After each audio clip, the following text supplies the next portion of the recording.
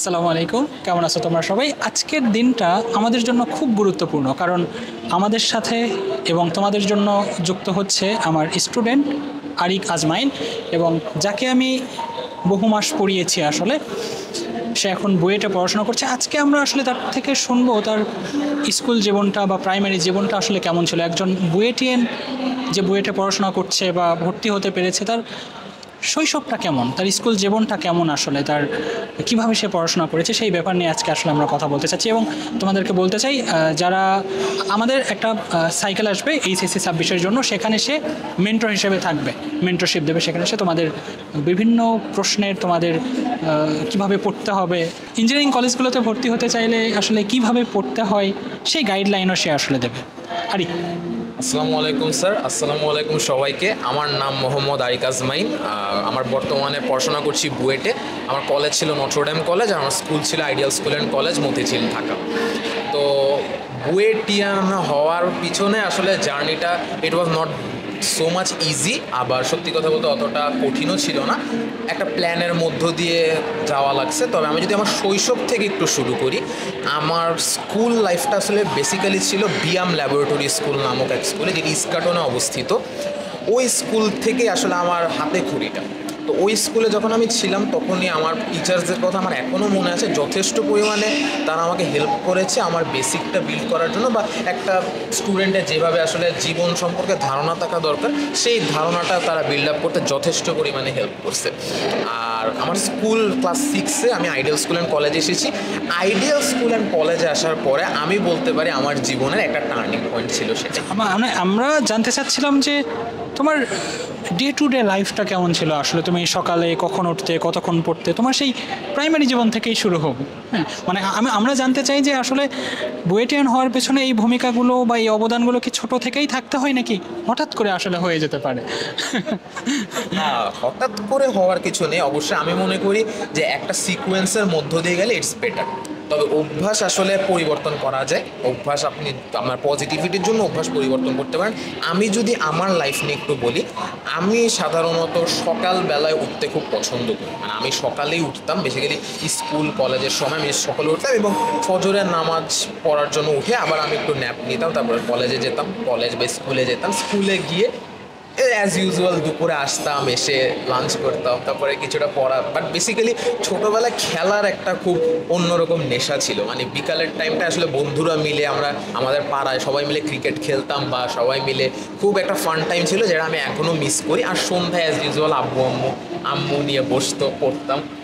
এই আচ্ছা, তুমি ধরো ক্লাস 4-এ মনে থাকবার কথা, বা ক্লাস 5-এর কথা যদি বলি, তুমি কতক্ষণ পড়তে আসলে তখন ক্লাস 5-এ? ক্লাস 5-4-এ আসলে এরকম করে বলাটা খুবই ডিফিকাল্ট। মানে তোমার টিচার যে পড়াটা দিতেন বা স্কুলে যে পড়াটা, ওইটা শুধু কভার করতেন? এটা ঠিক কথা যে আমার একটা ছোটোর থেকেই খুব ভালো অভ্যাস রয়েছে। আমি মনে করি স্টিল নাও এখন আমি চেষ্টা করি, সেটা হলো আমার দিনের পড়াটা আমি দিনের শেষ করি।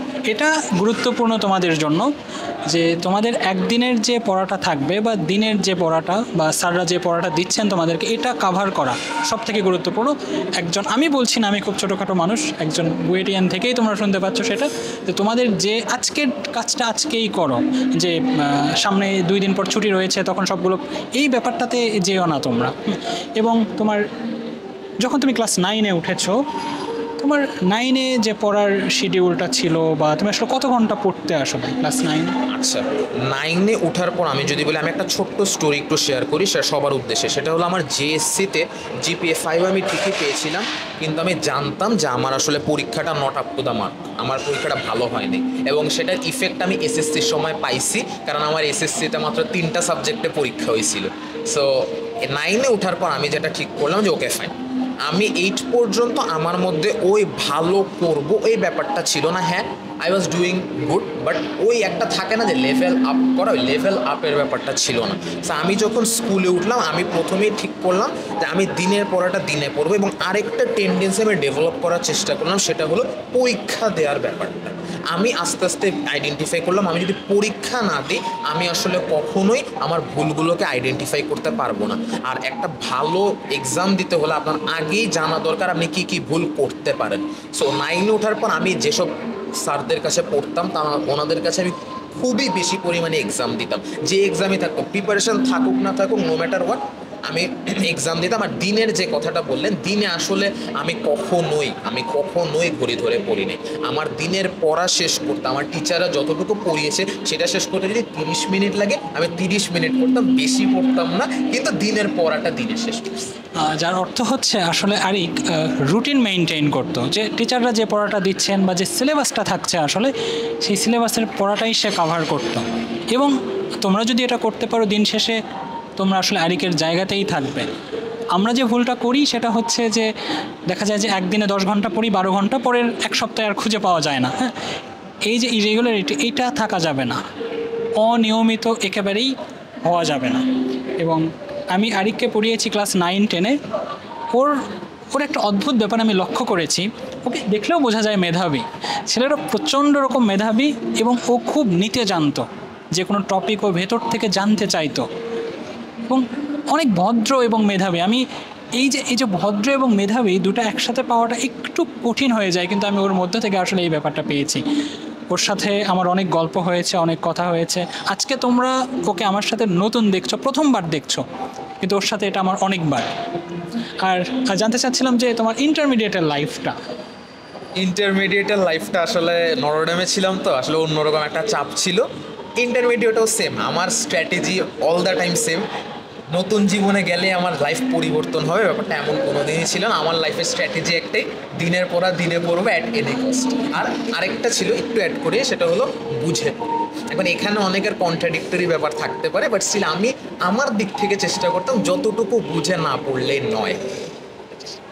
আমি নটরডেমের অনেক স্টুডেন্ট পড়িয়েছি। নটরডেমের কলেজ আসলে মেটার করে। আমরা যেটাই বলি না কেন যে প্রতিষ্ঠান মেটার করে না, পরিবেশ আসলে মেটার করে। তুমি যে জায়গায় অবস্থান করছো, যাদের সাথে তুমি মিশছো, এটা সত্যিই মেটার করবে। নটরডেমের স্টুডেন্টদের, যারা নটরডেমের স্টুডেন্টের সাথে কথা বলেছে, তাদেরকে পড়িয়েছে, তারা আমার সাথে একমত হবেন যে এদের কিছু ব্যাপার আলাদা থাকে। এরা অনেক কিছু থেকেই আলাদা। এরা পড়াশোনাটাকেই সব থেকে বেশি প্রাধান্য দেয়। এরা যখন বসে আছে তখন পড়ছে। এদের চিন্তা চেতনা, এদের ধ্যান জ্ঞান, আমি বলছি না যে নটরডেমের সবাই ভালো জায়গায় রয়েছে, আমি এমনটা একেবারেই বলতে চাচ্ছি না, কিন্তু আমি যে কয়েকজনের সাথে ছিলাম, যাদের সাথে আমার মেশার সৌভাগ্য হয়েছে, আসলে সবাই একই রকম। আমরা সাইকেল 1, এইচএসসি ফিজিক্সের সাইকেল 1-এ ও মেন্টর হিসেবে থাকবে। এবং ও শুধু না, ও বুয়েট থেকে থাকবে, সোহরাওয়ার্দী মেডিকেল কলেজ থেকে একজন থাকবে, ঢাকা ইউনিভার্সিটি থেকে একজন থাকবে। সুতরাং এটা তোমাদের জন্য সৌভাগ্য, এটা আমার জন্যও কিন্তু অনেক গর্বের আসলে। তো এই ছিল আরিকের এই একদম পড়াশোনার জীবন থেকে শুরু করে তার ইন্টার লাইফ। এবং ইন্টার লাইফ পর্যন্ত সে ওই একটা বিষয়ই নোটিস করেছে যে আমার রুটিন কখনো পরিবর্তন হয়নি। আমি দিনের পড়াটা দিনেই করতাম এবং যে টপিকটা কাভার করতাম, ওই টপিক রিলেটেড যে ম্যাথমেটিক্সগুলো ছিল, ওই সময়ের মধ্যে যতটুকু সম্ভব আমি কাভার করতাম। যখন একটা স্টুডেন্ট বলে ওই সময়ের মধ্যে যতটুকু সম্ভব কাভার করতাম, তার মানে সে সময় নষ্ট করেনি। এবং এটাই সব থেকে গুরুত্বপূর্ণ আমার কাছে মনে হয়, যে তোমরা সময় নষ্ট করো না, যতটুকু সময় পাচ্ছ। দেখো, ইন্টারমিডিয়েট লাইফটা খুব কম্প্যাক্ট, তোমাকে সময়টাও অনেক কম দেওয়া হয়। হ্যাঁ, এই সময়ের মধ্যেও অনেক জায়গায় প্রেশার থাকবে পড়ার, ততটুকুর মধ্যেই যতটুকু সম্ভব হবে। কখনো এই প্রশ্ন করো না যে এই অল্প সময়ে কীভাবে সম্ভব, এই অল্প সময়ে কখন পড়বো, সম্ভব না, এরকম নয়। যতটুকু তুমি সময় নষ্ট করো না এবং তুমি পড়ো। ঠিক আছে, এই মানুষটাই আমাদের সাথে যুক্ত হচ্ছেন এবং এই মানুষটাই তোমাদের ক্লাস নেবে পরবর্তীতে এইচএসসি ফিজিক্স, এইচএসসি ম্যাথে। দেখতে পারবা তোমরা। আজকে ও প্রথম, কিন্তু আজকেই শেষ না। ভালো থেকো তোমরা সবাই।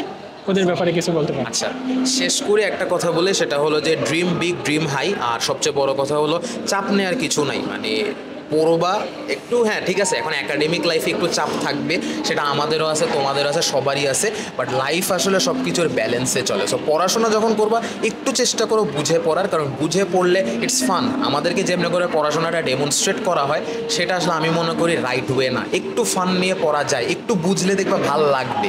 নদী নৌকার ম্যাথ করতেছো, একটু বুঝেই করো না, করলা তো মুখস্থ করে, একটু বুঝে করলে, একটু দেখলা কি হয়, I think you will enjoy it. ঠিক আছে, এবং আমার কাজ সেটাই হবে। আমি যতক্ষণ তোমাদের সাথে আসি, আমি চেষ্টা করবো তোমাদের কতটুকু ফিল করানো যায়, কারণ আমি তো সবার মতো করে হয়তো বা এত বেশি জানি না, বাট হ্যাঁ আমি যতটুকু জানি আমার কাজ হবে সেটা তোমাদের কাছে রাইটভাবে পৌঁছানো। এটাই। ভালো থেকো তোমরা সবাই। আসসালামু আলাইকুম। খারাপ কি ভালো?